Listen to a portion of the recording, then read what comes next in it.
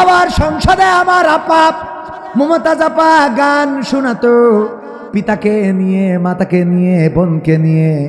আর যখন নেত্রী চলে গেল আমার মমতাজ আপা কোনো গান ডেলিভারি দিল না। ঠিক না বেঠে?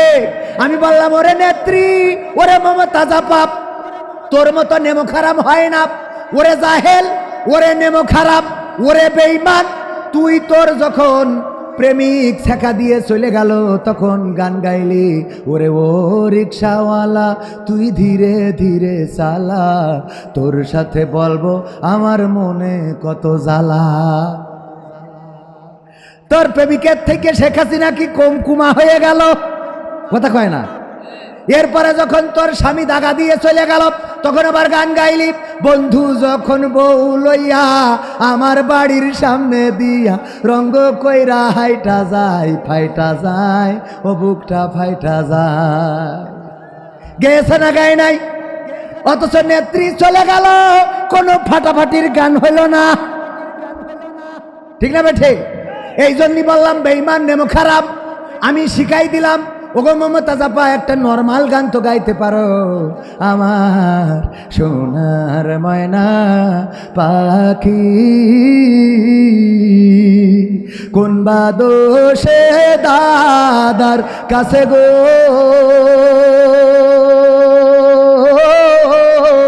আমরা দেশে কেমনে থাকি রে আমার কলজের ময়না পাখি। গাওয়ার দরকার ছিল না? ছিল না, কিন্তু গাইল না। হয়তো বা গাচ্ছে, কি গাচ্ছে?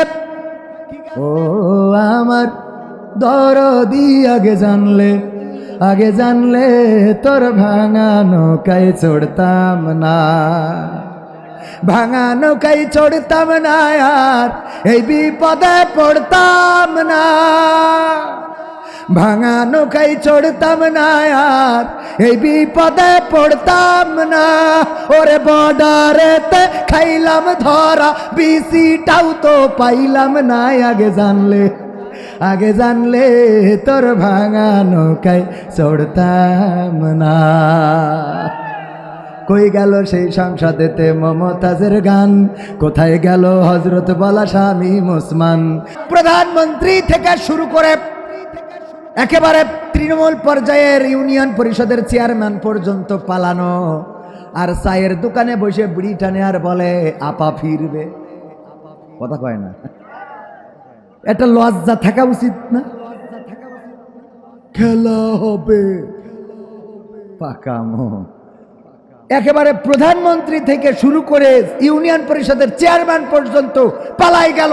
এখনো তুমি আশা করো তোমার বুবু আসবে, আসবে, কিন্তু বুবু আইবা, তুমি আইবা গো, তুমি আইসা বুবু সিয়ার পাইবা না।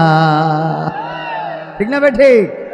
বুবু আসবে, বুবু আসবে রে, আইসা বুবু আবার সে আর পাইবে না। আমি বললাম যে আমার দেশে আমার খুব কষ্ট লাগলো যে এমনি তো নরেন্দ্র মোদী নাকি আমাকে ডক্টর ইউনূসের সাথে মিটিং করবে না, ওর তো বিশাল দাম, তো এই জন্যই মিটিং করবে না। ডক্টর ইউনূসও বললো অসুবিধে নেই, তোরা করলো কি না করলো কি।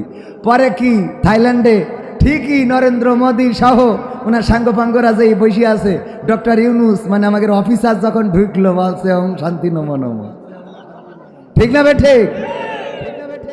ছাত্ররা ক্লাসে অপেক্ষায় থাকে না, স্যার ক্লাসে অপেক্ষায় থাকে? কার অপেক্ষায় থাকে? স্যার যখন ঢোকে ছাত্ররা উঠে দাঁড়ায় না, বসে থাকে। আমরা ভিডিওর মাধ্যমে কি সেটা দেখেছি? পাকামো ডক্টর ইউনূস তো চেনো না, পাগল। ওর আবুল হায়াত আল্লাহ বাড়াই দিক বলে না, আমি ওর আবুল হায়াত আরো দরকার। ঠিক না বে? ঠিক। শুধু তাই না, ওম শান্তি নমো নমো করেই ক্ষান্ত হয়নি। আমার ডক্টর ইউনূস একটা কাজ করলো, আমার খুব খারাপ লেগেছে। যে আমার মনে হয় কি কি বলেছি, ইংরেজিতে বলেছ তো আমি অত ভালো বুঝবো না, তবে বাংলা হলে এরম হতে পারে যে শেখ হাসিনা সরকার আমাদের বারবার দরকার, কারণ সে পদ্মা সেতু করেছে, মেট্রো রেল করেছে, তারপরে আপনার এই যে রোহিঙ্গাদের এই নিয়েতে আমাদের এখানে খাতি দেয়, তারপরে যে টানেল করেছে, এক্সপ্রেস ওয়ে করেছে, এক্সিভেটেড ওয়ে, এইসব অনেক কিছু করেছে, বিমান, এয়ারপোর্ট সব করেছে। তা আমাদের উন্নয়নের জন্য শেখ হাসিনার আবার একটু দরকার, ঠিক না বে ঠিক? আবার একটু দরকার। কারণ জয়শঙ্কর বলেছে আমাদের দেশের সবচেয়ে কল্যাণ চায় নাকি ভারত। শুনেছেন কিনা আপনারা? জয়শঙ্কর বলেছে আমাদের দেশের কল্যাণকামী নাকি সবচেয়ে অন্য দেশের তুলনায় বেশি হইল ভারত।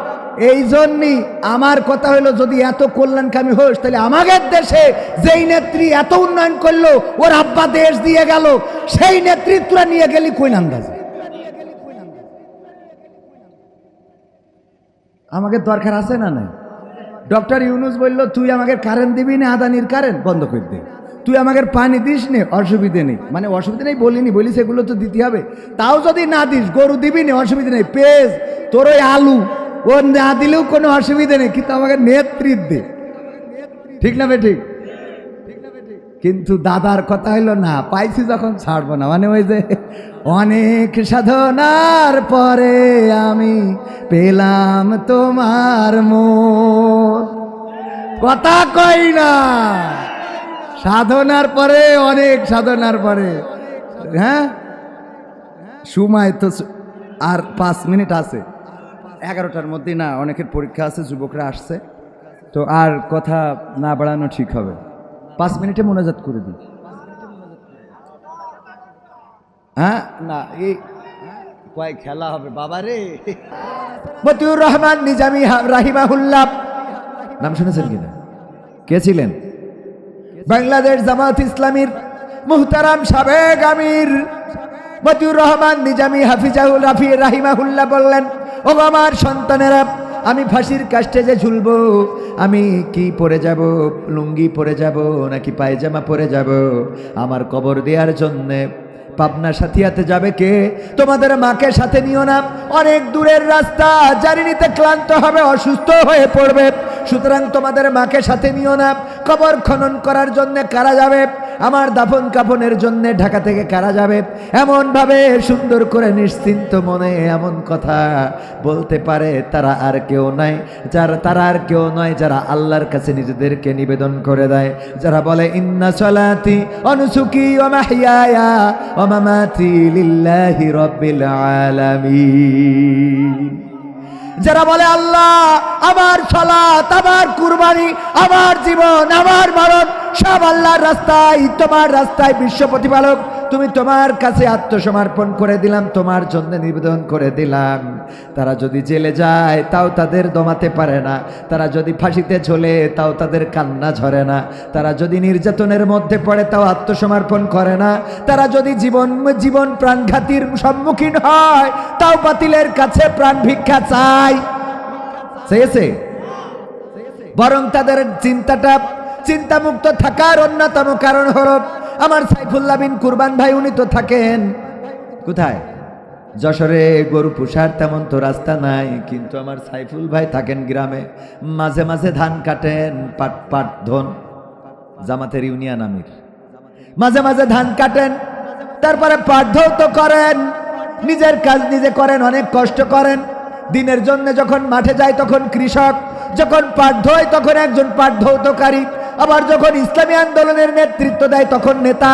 আজকে ফিলিস্তিনের মিছিলে স্লোগান দিয়েছে, তখন উনি একজন স্লোগানদাতা।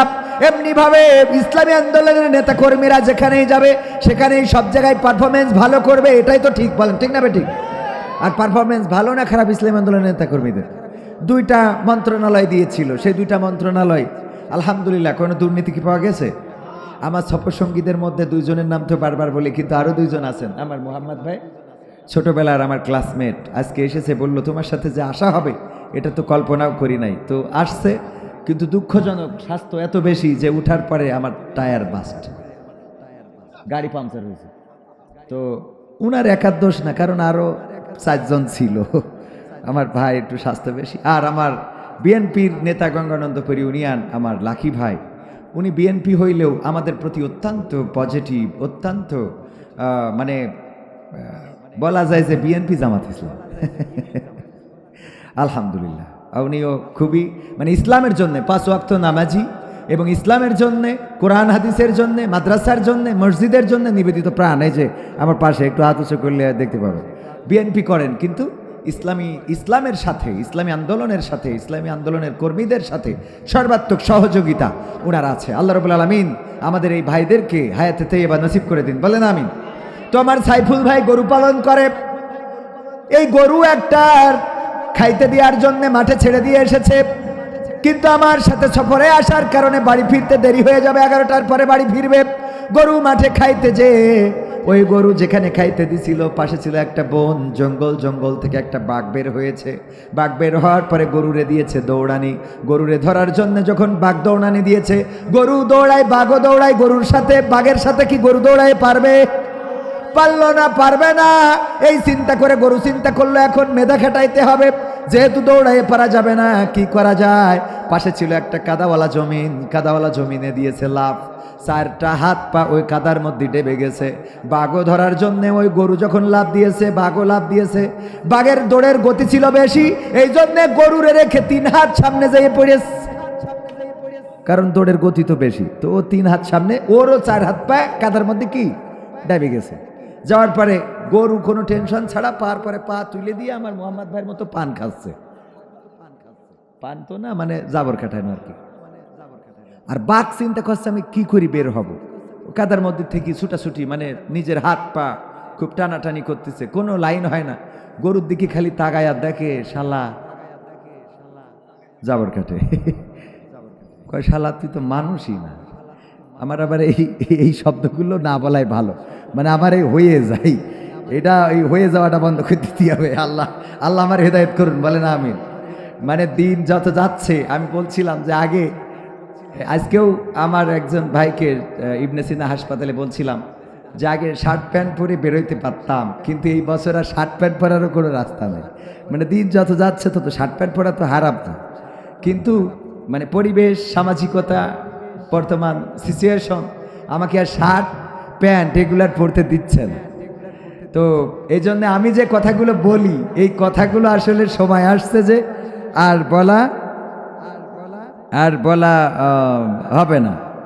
যে সময় আসছে সেই কথাগুলো আর বলা যাবে না। তো যাই হোক, এখন মানে বাঘের তো মেজাজ খারাপ হয়ে গেছে, এই জন্য এই কথাটা বলেছে আর কি। ধরে নেন যে শালা তুই তো মানুষই না। কেন? বা গরু বলছে ভাই কি হয়েছে? কি হয়েছে মানে এই কাদার মধ্যে তুই দিলি লাফ। আমি যদি তোরে ধরতাম তাইলে আমি খাতাম, এটা ঠিক, তুই মারা যাতিস, কিন্তু আমি তো বাঁচতাম। আর তুই যদি দৌড় দিয়ে পালাই যাতিস তাহলে তুইও বাঁচতিস, আমিও বাঁচতাম, দুজনে বেঁচে থাকতাম।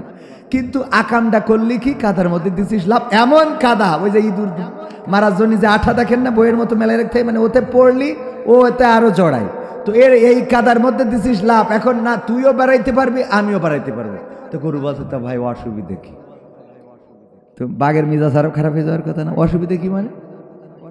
বলছে কোনো অসুবিধা হয়ে কাজ নেই। আমার দুঃখ হইল যে এই বিপদের মধ্যে আমি যখন চিন্তায় আমার টেনশন বেড়ে যাচ্ছে, মানে চিন্তায় টেনশন বেড়ে যাচ্ছে আর কি, সেই সময় তুই জাবর কাটাচ্ছিস কই না আন্দাজে, এটা কদিন। গরু বলছে বাঘ, ওগো বাঘ ভাই, তোমারে যদি আমি ওয়াজ করে শুনাই তাহলে বুঝতে পারবা কি ওয়াজ। ওগো বাঘ, তুমি থাকো বনে আর আমি থাকি কোথায়? আমি থাকি লোকালয়ে, আমি থাকি মানুষের মধ্যে, সমাজের মধ্যে। আমি একজন মানুষের গোলাম, আমি একজন মানুষের কাছে আমার মাথাটা নত করেছি। আমি সাইফুল ইসলামকে বলেছি, ইন্না সালাতি ওয়া নুসুকি ওয়া মাহইয়ায়া ওয়া মামাতি লিল্লাহি রাব্বিল আলামিন। আমি আমার মালিক সাইফুলকে বলেছি, ওগো সাইফুল ইসলাম, আমি আমার নাঙল টানা, আমি আমার গাড়ি টানা, আমি আমার জোয়াল টানা, আমি আমার বাসুই দিয়া, আমি আমার দুধ দিয়া, আমি আমার বাছুর দিয়া সব তোমার জন্য কুরবানি করে দিলাম। আয়াতের অর্থ বুঝেছেন তো? গরু কি বলিছে? আমার নাঙল টানা, আমার জোয়াল টানা, আমার গাড়ি টানা। তুমি যদি বলো ডাইনে তাহলে আমি ডাইনে যাব, তুমি যদি বলো বামে আমি বামে যাব। এমনকি আমার সাইফুল, আমার মালিক, উনি যদি আমার জবাই দেওয়ার জন্য নিয়ে যেয়ে খুঁটির সাথে বেঁধে রাখে, একটা গরুরে যেখানে কুপাবে ওই জায়গায় আমার বাইতে রাখলো, আমি বসে জাবর কাটাবো। কথা কয় না, ওখানে বসেও গরু জাবর কাটাই কিনা? কারণ ওর সন্তুষ্ট মানে মালিকের সন্তুষ্ট, মালিক সন্তুষ্ট মানে ও সন্তুষ্ট, ঠিক না বেঠিক? গরু নিবেদিত প্রাণ মালিকের কাছে সঁপে দিয়েছে, আত্মসমর্পণ করেছে, বলেছে ইন্না সলাতি অনুসুকি ও মাহিয়ায়া ও মামাতি লিল্লাহি রব্বিল আলামিন। গরু বলিস আমার নাঙল টানা, জল টানা, গাড়ি টানা, এমনকি আমার যেদিন জবাই করি ভাগাই দিবা, সব তোমার জন্য। এই জন্য গরুর টেনশন নেই। কেন টেনশন নেই বলছো গো বাঘ ভাই? এই জন্যে আমার মালিক সাইফুল ইসলাম উনি মাহফিলে গিয়েছে কবির বিন সামাদের সাথে। রাত্রে বাড়িতে এসে গোয়াল ঘরে টস মেরে যখন দেখবে আমি নাই, তখন কি করবেন? উনি চলে যাবেন, আসবেন আমার খুঁজার জন্য মাঠের মধ্যে লাইট মেরে, যখন 5 ব্যাটারির লাইট মেরে খুঁজবে, খুঁজতে খুঁজতে কাদার মধ্যে আমারেও দেখবে, তোমারেও দেখবে। দেখার পরে উনি ইউনিয়ন আমির, উনার সাথে বিএনপিরও সখ্যতা আছে, লাকি ভাইয়ের নেতৃত্বে আর উনার নেতৃত্বে মাহবুবুর রহমান সহ সব গড়ে এসে আমারে তুলে নিয়ে যাবে, আর তোমার এইখানে পিটাইয়ে কবর দিয়ে তারপরে বাড়ি যাবে। এইবার বলো আমি জাবর কাটাবো না তুমি কাটাবা? ঠিক না বেঠে? আমি জাবর কাটাবো এই জন্যই কারণ আমি একজনের কাছে আমাকে সমর্পণ করে দিয়েছি, আমি আত্মসমর্পণ করেছি। যেমন আত্মসমর্পণ করেছিল ইব্রাহিম আলাইহিস সালাম, বলেছিল ইন্নী ওয়াজ্জাহতু ওয়াজহিয়া লিল্লাযী ফাতারাস সামাওয়াতি ওয়াল আরদ হানিফা ওয়া মা আনা মিনাল মুশরিকিন। ওগো আল্লাহ, আমি সমস্ত দিক থেকে আমার মুখটা তোমার দিকে ঘুরাই দিয়ে ঘোষণা করে দিলাম আমি কোনো মুশরিকদের সাথে নেই। ইব্রাহিম আলাইহিস সালাম আত্মসমর্পণ করেছিলেন। এমন আত্মসমর্পণকারী হওয়ার দরকার আছে না নাই? আপনারা রাজি আছেন ইনশাআল্লাহ? আমি আলোচনা করতে চাই সূরা তাহার 55 নম্বর আয়াতে কারিমা তেলাওয়াত করেছি। সূরাটা মাক্কি সূরা, নাজিল হয়েছিল এমন সময় যেই সময় আল্লাহর নবী দিনের দাওয়াত দিতে পারতেন না বলে ফরিয়াদ করেছিলেন, ওগো রব, তুমি যদি ইসলামের মধ্যে আবু জাহেল, আবু লাহাব, উতবা, সাইবা, মুগিরা, অথবা তুমি যদি ওমরের মতো একজন ব্যক্তিকে ইসলামের জন্য কবুল করে নিতে, তাইলে তোমার ইসলামের ভাবমর্যাদা বেড়ে যেত। এই দোয়া যেই সময় আল্লাহর নবী করেছিলেন সেই সময় এই সূরাটা নাজিল হয়েছিল। সূরার নাম কি? সূরা তাহা। সূরার নাম কি? সূরা তাহা। এই সূরার 55 নম্বর আয়াত আমরা তেলাওয়াত করি, সবাই পড়েন। মিনহা খালাকনাকুম ওয়া ফিহা নুঈদুকুম ওয়া মিনহা নুখরিজুকুম তারাতান নুখরা। কোথায় পড়ি আমরা? বলেন। আমরা যে কবরস্থানে পড়ি কোন কারণে পড়ি? কিসের কারণে? ওই কবরস্থানের ওই মানুষটার এই আয়াতটা ওখানে পড়তে হবে কেন? আমি এটা খোঁজার জন্য, আমার এক খালু মারা যাওয়ার পরে হঠাৎ চিন্তা হলো আমি একটু তাইলে খুঁজে দেখি যে এই আয়াতটা আসলে ওখানে কেন পড়া লাগবে। তো খুঁজে খুঁজে যা পাইছি আপনাদের বলতে চাই, শুনতে রাজি আছেন? শুনবেন ইনশাআল্লাহ? কারা কারা রাজি? দুটি হাত দেখতে চাই। লিল্লাহি তাকবীর। আল কোরআনের আলো, আল হাদিসের আলো, আমার নেতা তোমার নেতা, নারায়ে তাকবীর। সত্যি কি শুনতে চান? শুনতে চান? হাত টান টান করেন তো। হ্যাঁ করেছেন? ঝড় উঠে গেছে, ঝড় উঠে গেছে, এখনই শেষ করে দেব। আমি তো সঙ্গীত শোনাবো কয়েকটা, আমার যুবকের আয়োজন করেছে, পহেলা বৈশাখ, একটু আরো টান টেনে করেন। আমরা কি বলেছি? ইন্না সলাতি ওয়া নুসুকি ওয়া মাহইয়ায়া ওয়া মামাতি লিল্লাহি রাব্বিল আলামিন, ঠিক কিনা? আমাদের নামাজ নেন।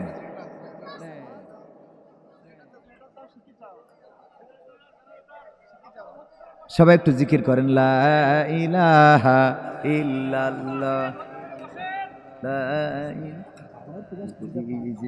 সেই জন্য তো অবশ্য বললাম। হ্যাঁ,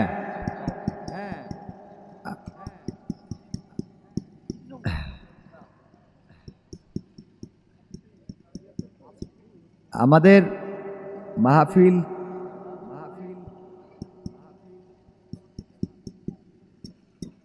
আলহামদুলিল্লাহ বলেন। আমাদের মাহফিল ছোট হইলেও, মানে মাহফিলটা তো আমার ভাইজান ঘরোয়া পরিবেশে করেছেন, ছোট হইলেও এখানে মিডিয়া দেখেছেন কতগুলো? প্রতিটা মিডিয়ার ভিউজ এরকম, কোনোটা 1 লাখ, কোনোটা 50,000, কোনোটা তার বেশি 2 লাখ, গড়পড়তা 1 লাখ যদি ধরেন, এখানে প্রায় 20টা মতো ক্যামেরা আছে। তার মানে 2 মিলিয়ন মানুষ আমাদের সাথে রয়েছে। কয় মিলিয়ন? 2 মিলিয়ন, মানে কত? 20 লক্ষ। কয় লক্ষ? 20 লক্ষ মানুষ আমাদের সাথে কিন্তু রয়েছেন। সম্মানিত ভাইরা, তো হাত উঁচু করাইছিলাম কারেন্টের মধ্যে, তো আবার দেখে আর জোরে জোরে হাত উঁচু করেন। অনেকেই বুঝতে পারছেন যে কেন। বাম হাত নামান, বাম হাত নামান, ডান হাতটা এরম নাড়েন নাড়েন। ঝড় উঠে গেছে, ঝড় উঠে গেছে। সুতরাং এই ঝড়ের মধ্যে আমরা কিছু ঝড়োভাবে কাজ করতে চাই। সেটা হলো হাতটা মুট করতে হবে, মুট করে নিজের পকেটে না থাকলে পাশের পকেটে ঢুকাই দেন। নিজের পকেটে যদি না থাকে তাইলে কি পাশের পকেটে ঢুকান, ঢুকায়ে যে যা পারেন। আজকে এই আয়োজনে একটু খরচ রয়েছে, এই খরচটা আমরা আমাদের কারা দেবে? আমরাই দেব। তো এই জন্যে আমিও ব্যক্তিগতভাবে আমি আল্লাহ বলেছি আইয়ুহাল্লাযীনা আমানু লিমা তাকুলুনা মা লা তাফআলুন, ওগো ইমানদারের এমন কথা বলো না যা তোমরা কাজে করো না। আমি চাবো আমি দেবো না, তাহলে আল্লাহ আমার বাটাম টানবে না? তো আমি 500 টাকা দিলাম, আল্লাহ দানকে কবুল করুন। আপনারা 500, 100, 1000, 2000, 2 লাখ, 2 লাখ তো নিয়ে আসার কথা নেই। হ্যাঁ, আমার দোস্ত 200 টাকা, মোহাম্মদ আলী আমার দোস্ত, একসাথে আমরা লেখাপড়া করেছি, 200 টাকা দিয়েছেন। আল্লাহ দানকে কবুল করে নিন, বলেন আমিন। খুব তাড়াতাড়ি মা বোনেরা যারা আছেন, মহিলা প্যান্ডেল যেখানে, মা বোনেরা আপনারা আপনাদের বুরকায় তো এখন পকেট থাকে, ঢুকায় কিছু আল্লাহর ওয়াস্তে দেন। আল্লাহ দানকে কবুল করুন, বলেন আমিন। কেউ 100 টাকার নিচেই দেবেন না, 50 টাকা এটা ছোট হয়ে যায়, 100, 200, 500, 1000 টাকা ছোট এই মাহফিলটা আল্লাহর কাছে কবুল হয়ে যাবে।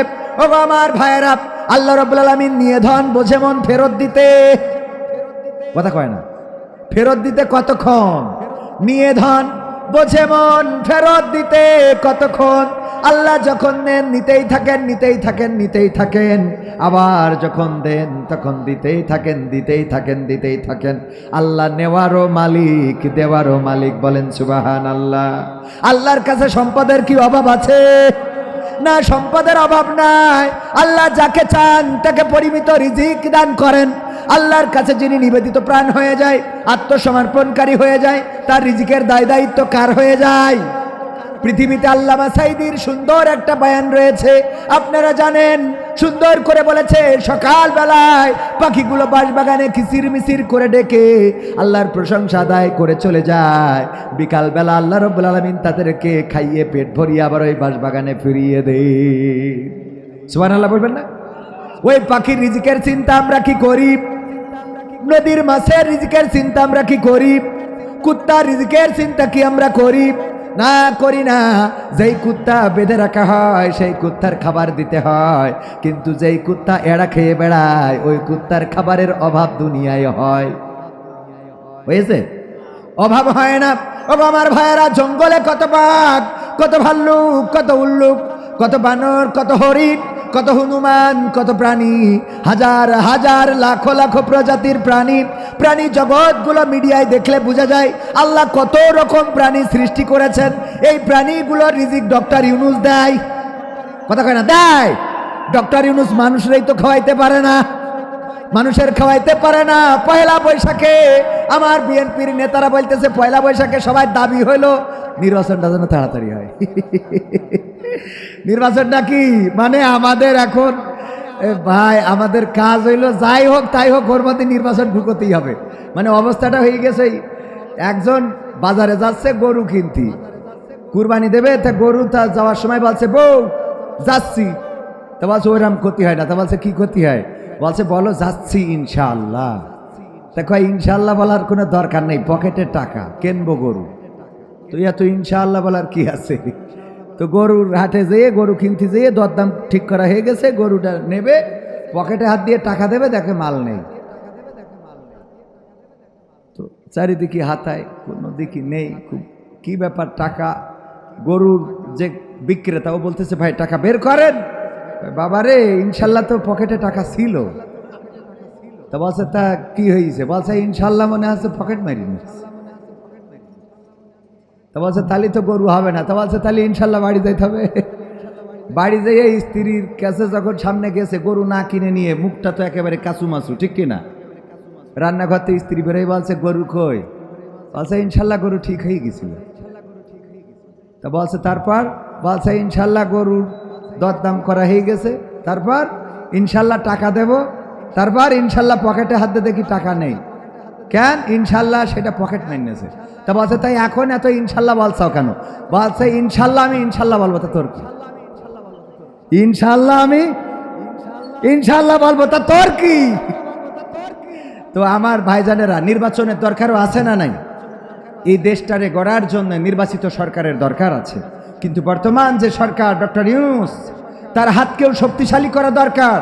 ফ্যাসিস্টদের পতন ঘটানোর পরে এই দেশে ষড়যন্ত্র চলেছিল শাহবাগে এক এক নামে, কখনো রিক্সা লীগ, কখনো শ্রমিক লীগ, কখনো ইজি বাইক লীগ, কখনো ব্যাটারি লীগ, কখনো আনসার লীগ, কখনো পুলিশ লীগ, কখনো ভিডিপি লীগ, কখনো ফকির লীগ, কখনো কুত্তা লীগ।